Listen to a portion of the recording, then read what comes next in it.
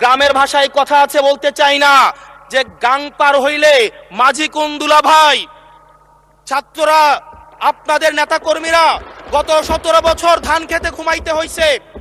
যদি এই সংবিধানকে বাইবেল ধরে নেই, এই সংবিধানকে যদি গসপেল ধরে নেই, এই গসপেলের পুরোহিত অনুযায়ী যেভাবে ভ্যাটিকান সিটি চলে সেটা যদি আমরা ধরে নেই, তাহলে মাননীয় স্পিকার সেদিন বেগম জিয়া জেল থেকে বের হতে পারেন না। মাননীয় স্পিকার সেদিন বেগম জিয়া জেল থেকে বের হয়েছিল অভ্যুত্থানের জনরায়ের ভিত্তিতে। মাননীয় স্পিকার আপনারা বলছেন, আপনারা ঠিক সেই জায়গায় আপনারা সংবিধানকে আপনারা মানছেন যেই জায়গায় সংবিধান থেকে আপনারা বেনিফিটেড হবেন। মাননীয় স্পিকার, গ্রামের ভাষায় কথা আছে বলতে চাই না যে গাং পার হইলে মাঝি কোন দুলা ভাই। ছাত্ররা, আপনাদের নেতা কর্মীরা গত 17 বছর ধান খেতে ঘুমাইতে হইছে, ত্যাগ তিতিক্ষার মধ্য দিয়ে যেতে হয়েছে।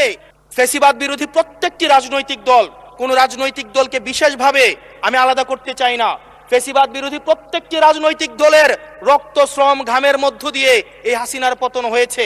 এই হাসিনার পতনের পরে যখন জনরায়, মাননীয় স্পিকার, যখন জনরায় কখনো কেতাবের কাছে মাথা নত করে না।